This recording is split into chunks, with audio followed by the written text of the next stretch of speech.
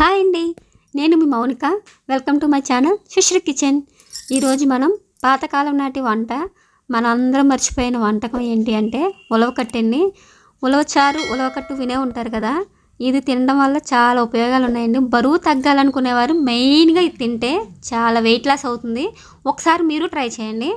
ఉలవకట్టు ఎలా చేసుకోవాలి ఏంటనేది మనం ఇప్పుడు చూసేద్దాం. చూసారు కదా, మిక్సీలో మనం పిండి రెడీ చేసుకుని, అదిగోండి పిండి మనకు కావాల్సింది. ఇప్పుడు ఆ ప్రాసెస్ ఏంటనేది చూద్దాం. ఉలవల్లో 2 రకాలు ఉంటాయండి. అవి నల్ల ఉలవలు ఒకటి ఉంటాయి, మనకి తెల్లగా ఉన్న ఉలవలు తీసుకుంటే సరిపోతుంది. మనకి ఆ ఉలవల్ని దోరగా వేయించుకోవాలి. ఫస్ట్ మీకు వీడియో క్లిప్లో చూపించాను కదా, రెడ్ కలర్లో గోల్డ్ కలర్ మారాయి, అవన్నీ వేయించుకోవాలండి. మీడియం ఫ్లేమ్ మీద పెట్టుకొని చాలా జాగ్రత్తగా కలుపుకుంటూ వేయించేసుకోండి, మాడిపోనివ్వకుండా. చూసారు కదా, మొత్తం మనం ఎంత బాగా వేపుకుంటే మనకి కట్టు అనేది అంత రుచిగా వస్తుంది. ఇదైతే మాత్రం ఒకసారి ట్రై చేయండి. మొత్తం ఇది ఇలా వేపేసుకున్న తర్వాత బాగా చల్లారి పెట్టేసుకొని మనం మిక్సీ జార్లో తీసుకొని పిండి చేసేసుకొని పక్కన పెట్టేసుకోవాలండి. ఇప్పుడు అదిగోండి, ఆ పిండిని మనం జల్లించేసుకుంటే దాంట్లోంచి ఇంకా కొంచెం నోక్ కింద వస్తుంది కదా, దాన్ని కూడా మళ్ళీ మనం మిక్సీ వేసేసుకొని దాన్ని అసలు ఏది కూడా వేస్ట్గా పోనవక్కర్లేదండి. వచ్చిన పిండి మొత్తం జల్లెడితో జల్లించేసుకొని పక్కన పెట్టేసుకోండి. ఏది కూడా మనం అయితే వేస్ట్గా అయితే పోనవసలేదు. ఆ వచ్చిన దాన్ని మళ్ళీ మిక్సీలో వేసేసుకోవచ్చు. ఇప్పుడు ఉలవకట్టుకు కావాల్సిన ఇంగ్రీడియంట్స్ చూపిస్తున్నాను చూడండి జాగ్రత్తగా. ఎండుమిర్చి, చిన్న ఇంచు అల్లం ముక్క, టమాటో, ఉల్లిపాయ, అలాగే కరివేపాకు, పచ్చిమిర్చి, మనకు కావాల్సిన ఆవాలు, జీలకర్ర, ఉల్లిపాయ, మనకి ఇవన్నీ కావాలండి. వెల్లుల్లిపాయ, అల్లం, ఎండుమిర్చి, టమాటా, కరివేపాకు, ఇవి మనకు కావాల్సింది. దీంట్లో కొంచెం ఇంగువ కూడా అవసరమండి. ఇంగువ వేయండి, టేస్ట్ చాలా బాగుంటుంది. ఇమ్యూనిటీ పవర్ కూడా చాలా చాలా మంచిది. దీన్ని మనం ఎప్పుడో మన తాతలు ముత్తాతలు తినేవారు అంటుంటారు. అప్పట్లో వాళ్ళకండి అసలు ఒళ్ళు వచ్చాయా, ఎంత హెల్తీగా ఉండేవారండి. ఇప్పుడంటే డైట్ సెంటర్స్ అని ఇవని అవని, ఇప్పుడు వెయిట్ లాస్ సెంటర్స్ ఎక్కువైపోయాయి కదండి. వాటన్నింటి గురించి పక్కన పెడితే మనం దీన్ని రోజువారీ డైట్లో కాకుండా వీక్లీ 2 times తినండి. ఏదో ఒక విధంగా మనం ఉలవకట్టు అయినా పెట్టుకోవచ్చు, ఉలవ చారు అయినా పెట్టుకోవచ్చు, లేదంటే ఉలవలతో గుగ్గిళ్ళు కూడా చేసుకోవచ్చండి. ఏదైనా చేసుకోవచ్చు. అయితే ఓ పెద్ద నిమ్మకాయ సైజ్ అంత చింతపండుని నానబెట్టుకొని పక్కన పెట్టేసుకోండి. దీంట్లోకి మనం ఎప్పుడు పెసరకట్టు అని పెడుతుంటాం కదండి, ఒక్కసారి ఇలా ట్రై చేసి పెట్టండి. పిల్లలు కూడా చాలా ఇష్టంగా తింటారు, ఎందుకంటే టేస్ట్ వెరైటీగా ఉంటుంది, రుచి కూడా అద్భుతంగా ఉంటుంది. కాబట్టి ఒకసారి ట్రై చేయండి.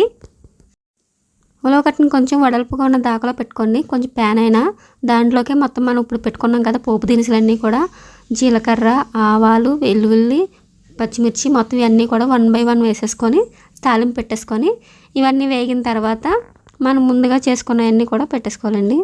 మీకు ఈ రెసిపీ నచ్చితే మీ వాళ్ళకి షేర్ చేయండి, మర్చిపోకండి అసలు. ఇప్పుడు మనకి ప్రాసెస్ అవుతుంది. మన తాలింపు అంతా వేగిపోయిన తర్వాత దీంట్లోకి ఇప్పుడు మనం వేసుకోవాల్సింది చెప్పాను కదండి, ఇంగువ వేసుకోవాలని. దీన్ని అసలు స్కిప్ చేయకండి, ఎందుకంటే మెయిన్ మన ఉలవకట్టుకు టేస్ట్ ఇచ్చేదే ఇంగువ. ఒకసారి వేసుకొని నేను చెప్పిన ఎంత ప్రాసెస్ ఫాలో అవ్వండి. ఎప్పుడు పిజ్జాలు, బర్గర్లు, ఆదివారం సండే వస్తే బిర్యానీలు, చికెన్సే కాకుండా అప్పుడప్పుడు ఇలాంటి హెల్తీ ఫుడ్స్ కూడా పిల్లలకి వండి పెడితే బాగుంటున్నాయని నా ఒపీనియన్. మీకు ఎలా అనిపించిందో చెప్పండి. మొత్తం మన పోపు సామాన్లన్నీ కూడా చూపించినవన్నీ 1 by 1 వేసేసుకొని వేపేసుకోండి. తర్వాత మొత్తం అన్నీ కూడా ఎలా వేగుతున్నాయో ఒకసారి చూసుకొని మీరు అడుగంటకుండా మాత్రం కలుపుతూ ఉండండి. ఎందుకంటే పోపు మాడితే మనకి ఉలవకట్టు టేస్ట్ మారిపోతుంది. ఫస్ట్ టైం ట్రై చేస్తే ఏంటి ఇంత చండాలంగా వచ్చిందని అనిపిస్తుంది.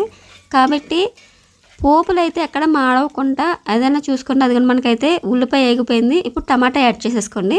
ఈ టమాటాని కూడా మగ్గించిన తర్వాత మనం కలుపుకోవచ్చు.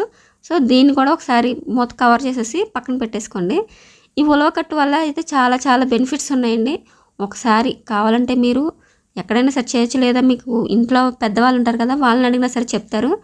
మీరు ఈ రెసిపీని తప్పకుండా ట్రై చేయండి. ఈ టమాటా కూడా మెత్తగా మగ్గిపోనివ్వాలండి. మొత్తం వేగిపోతూ ఉంటే మనకి మగ్గుతూ ఉంటుంది కదా, ఈలోపు మనం ఇందాక చింతపండు నానబెట్టుకున్నాం కదా, దాన్ని మెత్తగా మొత్తం పిసికేసుకొని పులుసు తీసేసుకోవాలండి. మొత్తం చింతపండు గుజ్జు అంతా కూడా దాంట్లో ఉన్న పులుపు మొత్తం వాటర్లోకి పిండేసుకొని దాన్ని తీసేసుకొని ఆ రసం పక్కన పెట్టుకోండి. ఈ రసంలోకి మనం ఇప్పుడు మెయిన్ మన ఉలవకట్టులోకి కావాల్సినవన్నీ కూడా ఈ రసంలోనే వేస్తాం. సో మనం పిండి తయారు చేసుకున్నాం కదా, ఆ పిండిని ఈ చింతపండు పులుపులోనే యాడ్ చేయండి, వాటర్లో కాదు. చింతపండు పులుపులోనే ఒక 3 స్పూన్లు వేసుకోండి. 3 స్పూన్లు వేసుకొని దాంట్లో ఉండలు చుట్టకుండా చాలా సాఫ్ట్గా అయిపోయే విధంగా మొత్తం కలిపేసుకోవాలండి. పిండి అలా వదిలేస్తే ఏంటంటే ఉండలు చుట్టేస్తుంది కదా, ఆ ఉండలు లేకుండా మొత్తం కూడా ఉలవ పిండి అంతా కలిసిపోవాలి. వాటర్లో మొత్తం మిక్స్ అయిపోయే విధంగా కలిపేసుకోండి. ఎక్కడ కూడా మనకి చూసారా వాటర్లో అసలు పిండి ఉండలు అన్నది లేకుండా సాఫ్ట్గా ఎలా అయిపోయిందో మనకి అలా రేంజ్లో ఆ కన్సిస్టెన్సీలో కలిపేసుకోండి. ఇప్పుడు దీంట్లోకే కల్లుప్పు వేసుకోండి.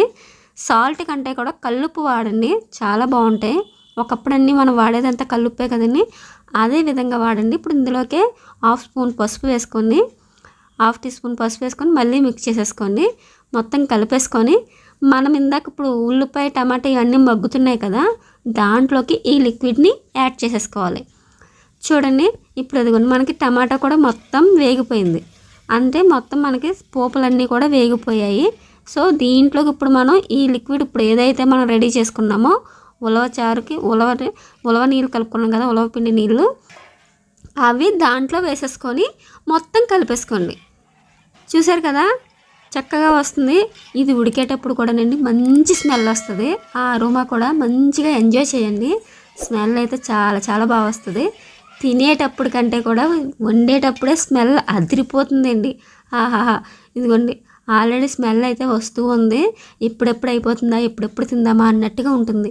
ఒక్కసారి మీరు ట్రై చేసి ఆ రెసిపీ ఎలా వచ్చిందో ఏంటో నాకు కామెంట్ చేయండి. కుదిరిందా లేదా అని ఏదైనా డౌట్స్ ఉన్నా సరే నాకు కామెంట్ చేస్తే నేను మ్యాక్సిమం మీకు రిప్లై ఇస్తానండి. ఇప్పుడు దీంట్లోకి మనం కారం వేసుకోవాలి. మీ కారానికి రుచికి తగ్గట్టుగా వేసుకోండి, మీ అడ్జస్ట్మెంట్. ఆల్రెడీ ఎండుమిర్చి వేసాం, పచ్చిమిర్చి కూడా వేసాం. సో దానికి సంబంధించి మనకు కారం వస్తుంది. ఆ ఘాటుకు సంబంధించి మన కారం కూడా ఇందులో కొంచెమే వేసుకోండి. నేనైతే లిటిల్ బిట్ వేసాను, ఎందుకంటే మేము తినే కారం మాకు సరిపోతుంది. మీరు ఎక్కువ తింటారు అనుకుంటే మీరు ఎక్కువ వేసుకోవచ్చు, ఏదైనా మీ ఇష్టం. ఉప్పు కారాలు అయితే మాత్రం మిగతా ప్రాసెస్ అంతా కూడా ఇదే యాస్టీజ్గా చేయండి. మనకు ఉలవకట్ట అయితే రెడీ అయిపోయింది. మీకు ఈ ఛానల్ నచ్చితే లైక్ చేయండి, మర్చిపోకండి. సబ్స్క్రైబ్ చేసుకోండి, ఒక లైక్ ఇవ్వండి, సపోర్ట్ చేయండి. నాకు సపోర్ట్ చేస్తే ఏంటంటే ఇలాంటి ఇంకా వెరైటీ వంటలు చేసి పెడుతూ ఉంటాను. Please subscribe to my channel. అందుకని మన ఉలవకట్ట అయితే రెడీ అయిపోయిందండి. స్కిప్ చేయకుండా అయితే చూస్తేనే మీకు ఛానల్ అనేది ఇది ప్రాసెస్ అనేది అర్థమవుతుంది. ఉలవకట్ట అనేది మనకి వెయిట్ లాస్కి చాలా బాగా ఉపయోగపడుతుంది. కావాలంటే ఒకసారి ట్రై చేసి కుదరకపోతే అప్పుడు అడగండి.